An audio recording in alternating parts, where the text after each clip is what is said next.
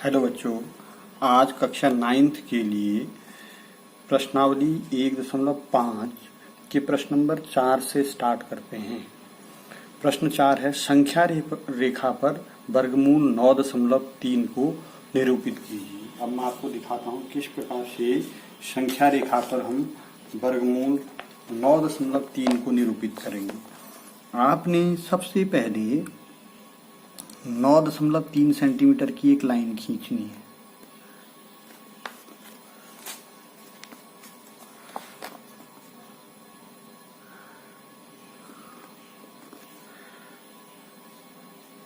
ये 8 है, ये 9 है, 9 से आगे 1 2 3, ये 9.3 है, यानी यहाँ तक आप खींचेंगे 0 से लेकर के, तो 0 से ये 9.3 तक हमने एक लाइन खींच दी।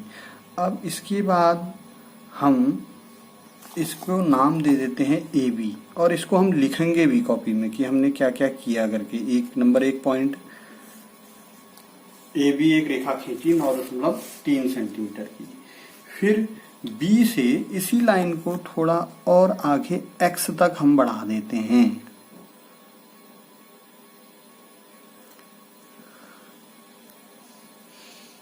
और लाइन यही रहे,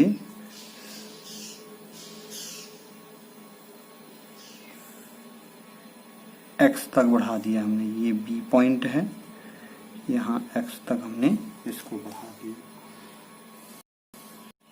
अब हम बी से 1 सेंटीमीटर आगे चले जाएंगे। जैसे ये 0 में बी लगाया और 1 सेंटीमीटर में इस बिंदु को हम सी कह देंगे।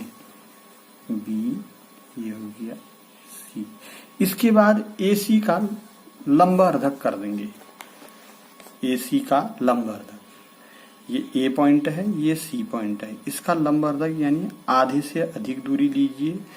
एक चाप आप ऊपर काटिए, एक चाप नीचे काटिए, फिर बिंदु ए पर चले जाइए। एक इसी चाप को ऊपर, इसी चाप को नीचे काट दीजिए।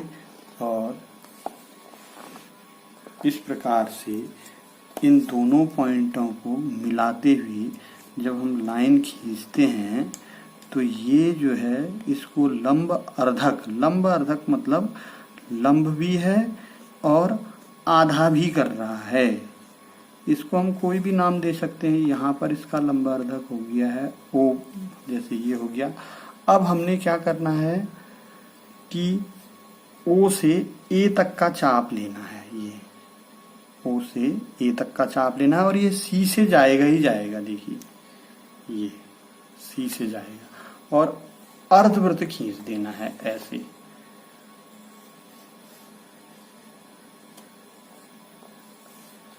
और इसके बाद हमने बी से एक लंब खींच देना है इस अर्धवृत्त पर। बी से एक लंब खींच दिया इस अर्धवृत्त पर। इस पॉइंट को हमने डी कह दिया। और फिर इसके बाद बी डी के बराबर हम चाप ले लेंगे। बी डी के बराबर चाप लिया, ये बी डी के बराबर चाप लिया और इस चाप को आगे काटते हुए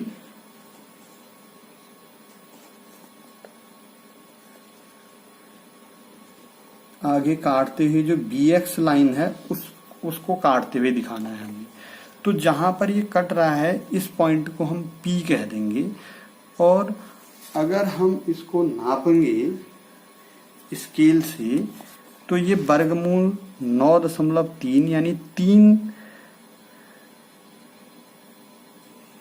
3 पॉइंट कुछ 3.04 के इक्वल इसको होना चाहिए। इसको तो ये 3.4 के इक्वल इसने आना चाहिए। तो इसको करने की विधि फिर मैं आपको एक बार से बता देता हूँ। आपने एक AB रेखा खींची 9.3 सेंटीमीटर की। इसके बाद आपने इसी रेखा को आगे बढ़ा दिया। फिर इसके बाद आपने एक सेंटीमीटर इसको B से आगे लिया C पर, और फिर AC का लंबवर्धक किया जो O पर कटता है, और फिर इस OA चाप के बराबर आपने एक अर्धवृत्त खींच लिया जो कि C से होकर के जाएगा। फिर B से आपने एक लंब डाल दिया इस अर्धवृत्त पर जिसको हम BD कहेंगे। BD चाप के बराबर हमने चाप लेकर के इस संख्या रेखा को आगे काट दिया P बिंदु पर। ये BP जो लाइन है ये जो है आपकी उस पे आ जाएगी। BP लाइन जो है ये उस पर आ जाएगी। प्रश्न नंबर 5, निम्नलिखित के हरों का परिमेयीकरण कीजिए। अब हमने 1/7 का परिमेयीकरण करना है। देखिए किस प्रकार से हम हरों का परिमेयीकरण करेंगे। इसमें भी अलग अलग प्रकार के सवाल हैं। ये 5वां प्रश्न है, ये 4था प्रश्न था, ये 5वां प्रश्न है। 1/7 ये हर जो हर है वर्गमूल 7 ये अपरिमेय संख्या है। इसको परिमेय बनाना है तो अंश और हर में वर्गमूल 7 से ही गुणा कर देंगे।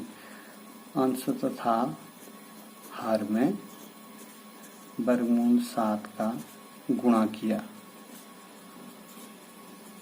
तो 1 गुणा वर्गमूल 7 बट्टे वर्गमूल 7 गुणा वर्गमूल 7। ऊपर 1 से कोई संख्या गुणा होती है तो वही संख्या आ जाती है। ऊपर वर्गमूल 7 आ जाएगा, नीचे वर्गमूल 7 को वर्गमूल 7 से गुणा करेंगे तो 7 आ जाएगा। हर का परिमेयीकरण हो गया। पहला खंड ये हो गया। दूसरा खंड थोड़ा सा इससे अलग प्रकार का है। 1/7 ऋण वर्गमूल 6। इसमें इसका जो है कंजुगेट से इसको गुणा किया जाता है, यानी वर्गमूल 7 ऋण 6 का जो कंजुगेट है वो वर्गमूल 7 धन वर्गमूल 6 हो जाएगा। तो वर्गमूल 7 धन वर्गमूल 6 से अंश और हर को गुणा किया, अंश व हर को गुणा किया